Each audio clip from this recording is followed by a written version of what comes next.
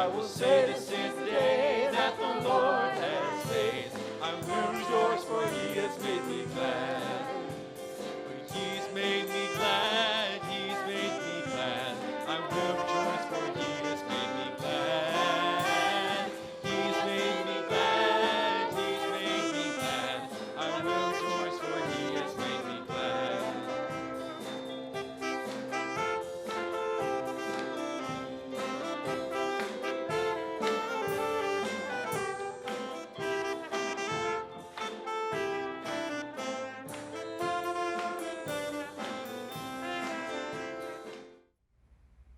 Hello and welcome to the news. This news channel is called the Daily Israeli. Pretty soon you'll see on the bottom of your screen the title of our show. This news show is sponsored by a show called River Reflections, which is an outreach ministry of River of Life Ministries from a place called Grand Rapids, Michigan. I'm not really sure where that is, because I'm here in Israel and we are reporting to you live from 1000 BC. What does BC stand for? I'm not quite sure. I don't know. But that's when we are. Now, this show, you will be able to find this show and other shows from River Reflections in about a few thousand years from now on a thing called YouTube. The YouTube channel that you'll find it on is youtube.com/riverreflections. And hopefully we'll see that on the bottom of the screen in a few moments as well. There it is. Now, today we have a very important set of news stories for you. We have a groundbreaking political report. We're going to have some very informative weather reports, and we have 2 exclusive interviews. All of these stories and more will be found in our paper publication, which is commonly known as the First Book of Samuel. So, I am your anchor today. My name is Jacob, not the Jacob, the father of the 12 tribes of Israel, but I think I was named after him. This is my co-host, Rebecca. Hello. Are you the Rebecca, the mother of Jacob, who's the father of the 12 tribes of Israel? Nope, no relation that I know of. No relation, but she's also named Rebecca. And do you have anything else to talk about the exciting news reports that we have today? No, I'm really excited. I know that I've heard that Samuel's mother's going to be here, and I get to interview her. I'm really excited about that. Is that Hannah, the mother of Samuel? That is Hannah, the mother of Samuel. We have an exclusive interview. Stay tuned for that. Now, for our first segment, we're going to go to your Israeli weather report with our weatherman, Barak Sar. So, go ahead and take it away, Barak Sar, with the weather. Thank you, Jacob. Well, as you can see, everyone, today we are going to be BLESSED. That's right, folks. We are going to be blessed with a bright, sunshiny day. Now, you want to make sure that you do dress very much appropriately for the weather, because, boy, it's going to be a scorcher. But for those of you like the priests and the soldiers that have to wear those heavy garbs, just make sure you drink plenty of water to make sure you stay hydrated. Now I do want to make sure that you know this is going to be a fantastic day, so you can be able to spend time out in the fields harvesting your wheat or spending time with your family and friends. But either way, God has blessed us with a fantastic day to be able to bless him in it. Back to you, Jacob. Thank you, Barak Sar, for that weather report. Isn't that great? We're going to have a sunshiny day. What are you looking forward to doing? Oh, I love sitting out in the sun. It does get a little bit warm, though, but like you said, we'll just keep a lot of water with us. That's true. It will be very important. And I'm sure that those of you viewers have plenty of amazing outdoor activities planned for this evening. For our next report, some of you may know, and some of you may even be a part of, a grassroots movement that is starting in the land of Israel, that we're looking to have a king instead of a judge. For the past many, many years, we've had just judges and no kings. But it looks like we may be having a king very soon. So to talk a little bit about that and what that might mean for the future of Israel, we have our political expert here at the news desk. His name is Dylan, and we'll pan over to him real quickly here. Dylan, welcome to the Daily Israeli. Thank you for having me, as always, Jacob. And as he said, it's starting to really heat up in the political realm of Israel these days. Now, it all started a couple weeks ago. I started my report on this, and it was when the head of Israel, it's not the head of Israel, the leaders of Israel went to Samuel because they noticed that Samuel was getting older, and they were worried about his children taking over in his place because they do not follow the ways of Samuel. So they approached him and asked if we could have a king just like the other people, which most people are very interested in. Samuel was not. Now Samuel took that displeasure to the Lord, as we all should. And the Lord told him to give us a king. And everyone was very excited about that. But Samuel did hear from the Lord, though, to give us some warnings about what a king will bring. And I have a couple quotes here. He said, a king will take the best of your fields and vineyards and olive groves and give them to his attendants. He also said, he will take a tenth of your grain and your vintage and give it to his officials in attendance. And it says, you will cry out for relief from the king you have chosen, but the Lord will not answer you in that day. Harsh. But I'm all very excited about our new king and what may happen. But even with all these warnings, as I reported, last week it seemed that Samuel had found our king in the man of Saul the Benjamite. You guys heard of Saul, right? I have. Yeah. The Not Benjamite. everyone was as excited about Saul as a prospect. They were worried about if he could take care of us, if he could defeat our enemies, those Philistines. Ugh. No.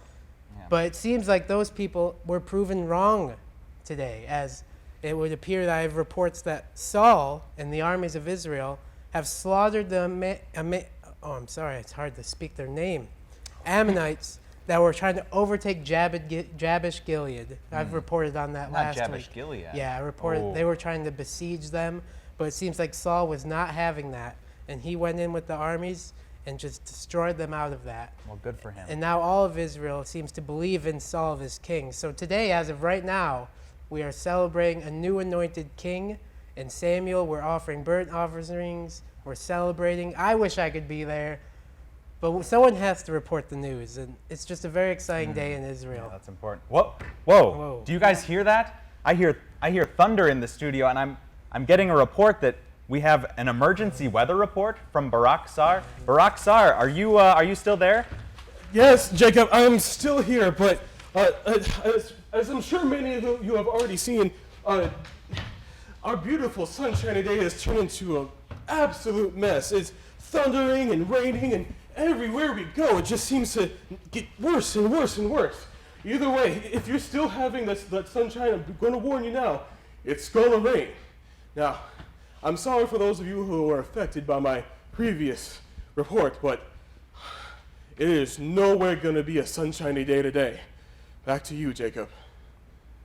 Well, thank you so much, Barak Sar, for that extremely important update. We did not expect that at all. We were looking for clear skies, so for you and your families at home, you can make changes to your plans, but wow, this is an extremely intense weather. Do you have anything to add to this, Dylan? It seems one person in Israel wasn't surprised about this storm. I had really? a source that gave me some information. I didn't quite believe it, but it seems like it was true. I have a quote from Samuel during the celebration today. It was The Samuel? The Samuel. He said, I will call on the Lord to send thunder and rain, and you will realize what an evil thing you did in the eyes of the Lord when you were asked for a king. So it would seem to believe that even though we have received our king, that it was wrong for us to do so, and the Lord is trying to show us that now.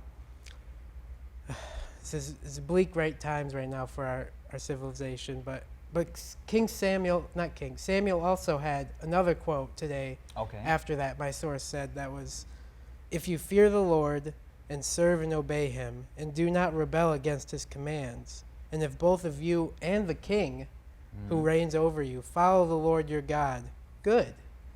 But if you do not obey the Lord, and if you rebel against his commands, his hands will be against you as it was against your ancestors.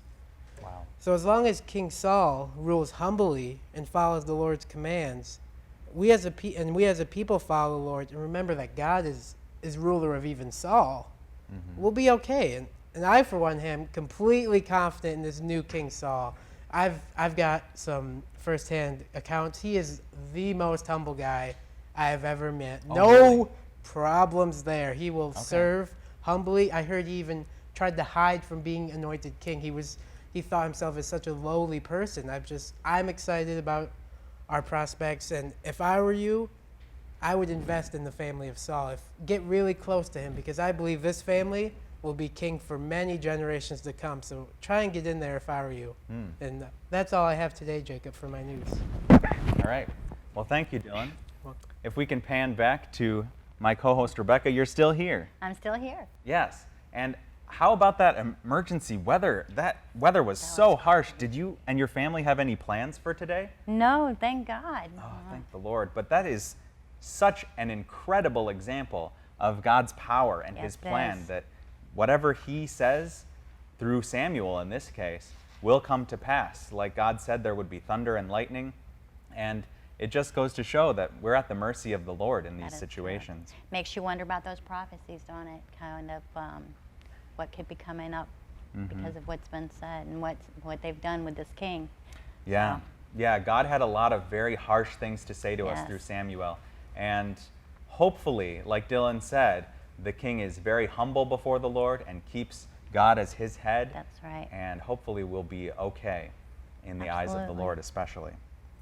Now that we've gotten to close to halfway through our show, we are ready to cut to a commercial break to have a word from our sponsors.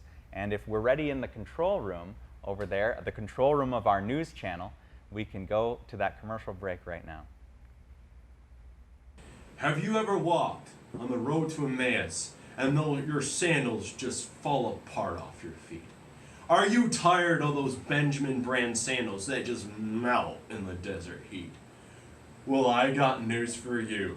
Try your pair of Sons of Levi sandals. They will last you a lifetime. It'll last you to your children's children and even to the third and fourth generation. These are the very sandals that God blessed to last 40 years in the desert. So just call now and order your pair of Sons of Levi sandals. They're virtually indestructible. Look!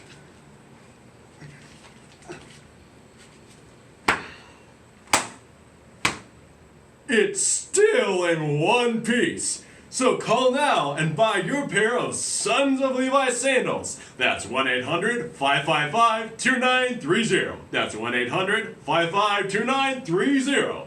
Call now and you will receive a second pair of Sons of Levi sandals absolutely free. That's 1-800-555-2930. That's 1-800-555-2930 in just 5 easy payments of 17 shekels. Call now. Thank you for that. Wasn't that a great commercial for our sponsor? Absolutely. I'm ready to go get me some of those sandals right now. Yeah, one of my family members bought a pair of Sons of Levi sandals, and I can attest that they are indestructible. One of their camels stepped right on top of that sandal, and when we went to pick it up, it was perfectly preserved, perfectly fine. It just goes to show you that he said in the commercial that it was the same that God blessed to last 40 years way back in the desert. Wow. How about that? So it's even more than 40 years because that's been a while ago. Right. That might be, I think that was the same pair that he showed us in the commercial. Amazing. It just goes to show that when God wants something to happen, like those sandals to last, he can make it happen through his power. Wow. And it's all about his plan. So our next segment of this show, we're going to talk a little bit about our history. And I'm getting a word from our cameraman. What's going on? Oh, the show is going extremely well, our cameraman says. So our next segment is a little bit about the history of Israel. Today, some of you might not know this, today marks the 28th anniversary of the Ark of the Covenant being brought back. It's been that long, 28 years since the Ark of the Covenant was captured by the Philistines, and then they brought it back 28 years ago.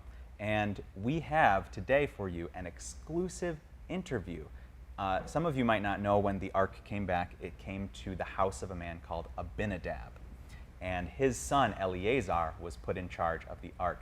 So we have an exclusive interview with Eleazar to talk a little bit about some of the things that he learned at that time and things that he heard about what happened with the ark, and some of his fears and what it was like to take care of the ark during that time.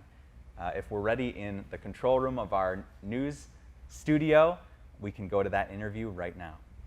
First, none of us knew what was going to happen with the ark or with us, but we did see that God was fighting the Philistines for us when he brought the ark to the cities and curses followed.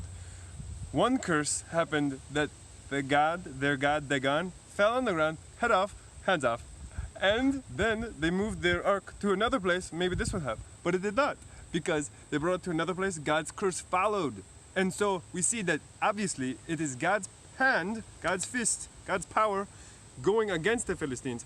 And so in the second place, there was tumors and rats and mice. And so at this point, they brought the ark out of the Philistine territory, and it came to us, Israel. And that's when it landed at my father's house, Abinadab.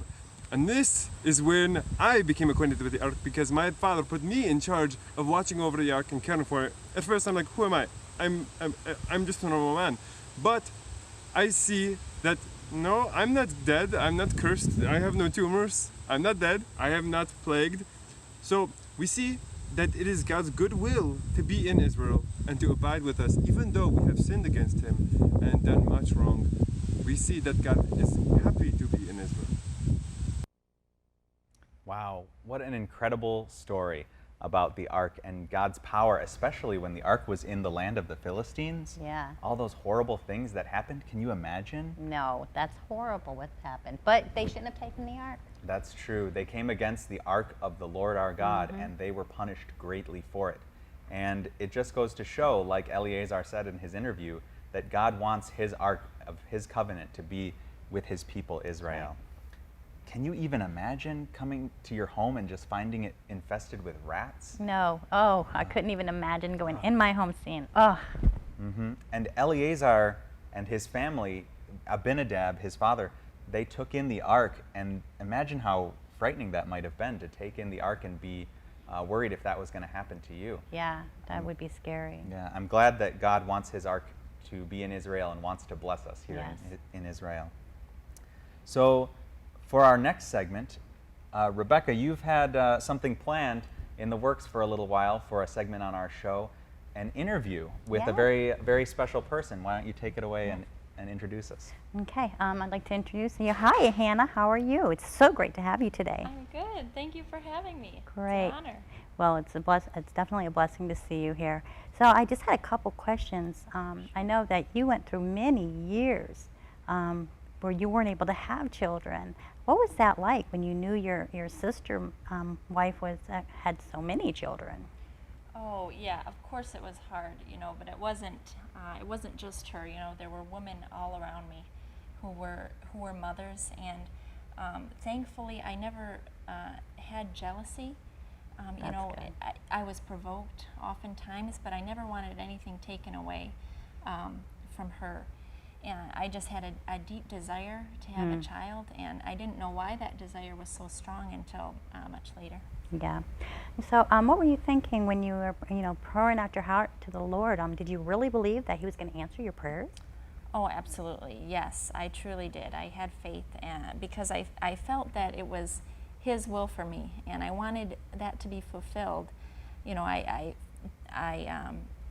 felt that he had a plan for me and for my child, and I knew that he was going to accomplish his plans, but it was just his timing that I had to wait on. That was the hard part. I can imagine. So it must have been disheartening when Eli thought you were drunk when you were down there praying.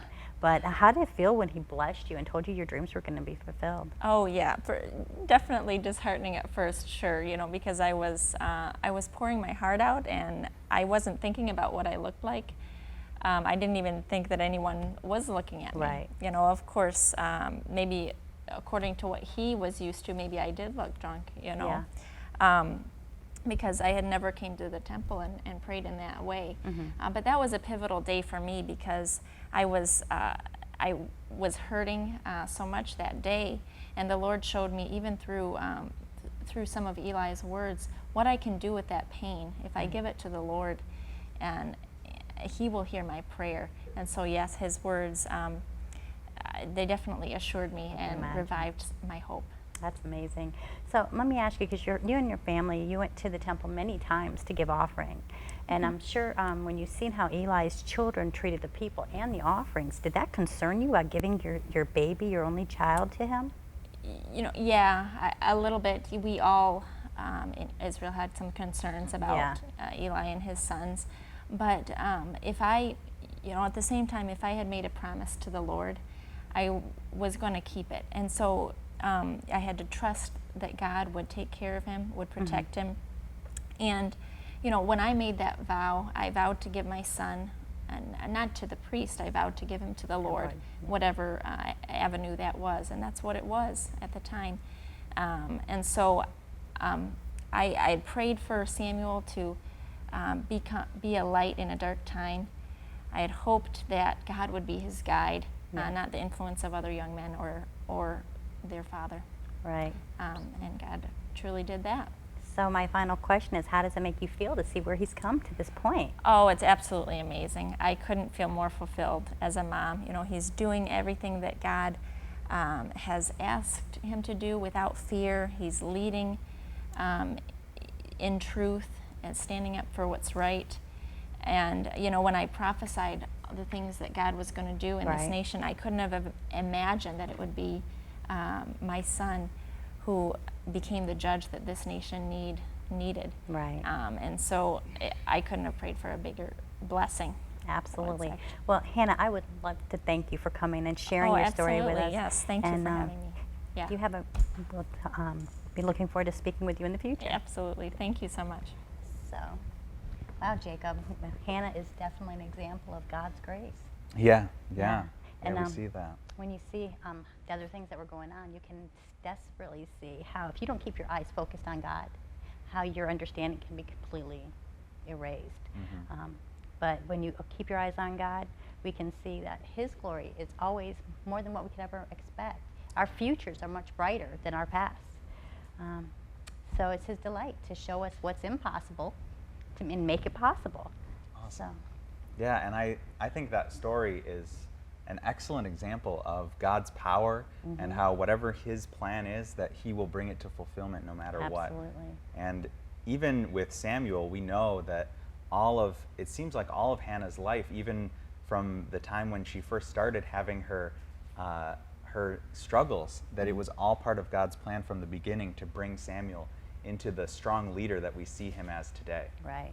Yeah, and then he's definitely stood up to the plate and just totally amazed everybody, I think.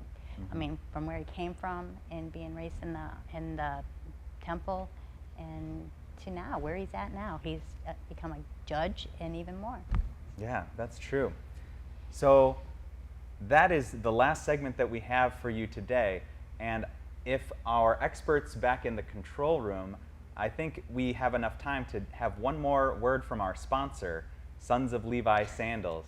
I'm wondering if it would be, if we would be able to have enough time to air that.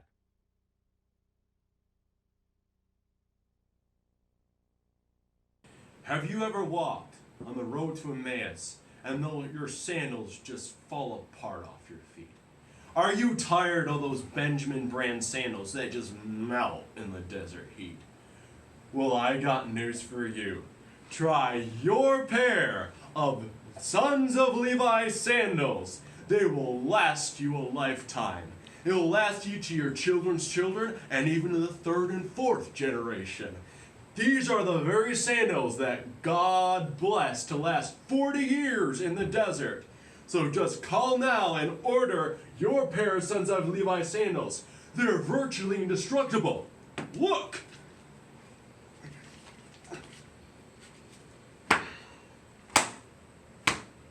It's still in one piece. So call now and buy your pair of Sons of Levi sandals. That's 1-800-555-2930. That's 1-800-555-2930. Call now and you will receive a second pair of Sons of Levi sandals absolutely free. That's 1-800-555-2930. That's 1-800-555-2930 in just 5 easy payments of 17 shekels. Call now. So to recap our show, we had at the very beginning an extremely optimistic weather report, but it looked like when we learned about the people of Israel asking for a king, Samuel gave the word of the Lord that he would bring storms all of the sudden, and we were shocked. Our weatherman, Barak Sar, was shocked. Rebecca, how shocked were you in that moment? I was completely amazed. That was incredible. Just goes to show you how powerful our God is. And then we had our political expert to recap and show us exactly why that was happening. And we had we have 2 minutes left in the show, and I'm going to recap the remainder of the show and talk about how our interview with Eleazar, who held the ark in his home, in the home of his father, Abinadab, and how God even brought that about through bringing curses upon the Philistines. And we also heard an amazing and touching interview from Hannah, the mother of Samuel, and how God was orchestrating that entire event from start to finish. So once again, this news show, The Daily Israeli, is part of the River Reflections show, which is an outreach ministry of River of Life Ministries in a place called Grand Rapids, Michigan. Still not sure where that is, but go there to, we have the address is 3412 Leonard Street, Southeast in Grand Rapids, Michigan. I don't know what an address is, but I'm told to tell you that, a word from our sponsors. And once again, this news show, all of the stories that are in it and more, can be found in our paper publication called 1 Samuel. And thank you so much for watching our news show. Rebecca, any other closing statements or thoughts? Nope, I think we've covered it all. I'm very excited to do this again and see you tomorrow. Yeah, we will see you tomorrow. Tune in next time for more of The Daily Israeli. May the Lord bless you and your family and your children's children. Once again, we are sponsored by Sons of Levi sandals, sandals that will last you for generations, to your children's children, and to the third and fourth generation. Get your pair today from the Sons of Levi sandals outlets near you. Thank you for watching our show. Thank you so much for being part of The Daily Israeli and being one of our loyal viewers. We hope to see you next time.